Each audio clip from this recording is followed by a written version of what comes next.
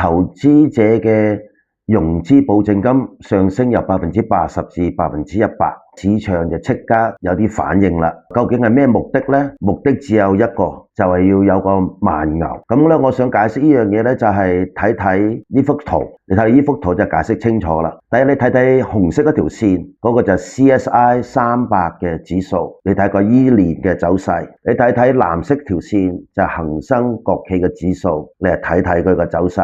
然之後你睇下黑色嗰條線就科創50，圈住咗綠色嗰個區域，你見到佢最近係上升得好緊要。其實咧，我哋只係怕2015年嘅歷史重演，所以咧就迫不得已咧出咗呢一個要求，就話融資保證金要上升啦。咁即係話我哋而家係真真正正要做一個人造嘅慢牛出嚟。點解我咁講呢？如果呢隻牛係太慢嘅話呢，又好似翻去2023年咁啦。2023年嗰陣時，我哋試過將呢個保證金由100%降到80%嘅，即係話我哋而家個工具就係要令到個市唔好大上大落，亦都唔要有好似2015年嘅歷史重演一樣，就要個慢牛。咁個工具呢，就係利用呢個保證金調上調落嚟維持呢樣嘢。雖然而家個講咗出嚟之後，個市有少少反應，但係長期嚟講，我個人覺得就唔會影響太大，因為而家就已經好擺到明個市係會點行㗎啦。如果對長期投資者嚟講呢，根本就應該一個利好嘅範圍。而家只不過係暫時性嘅情緒市場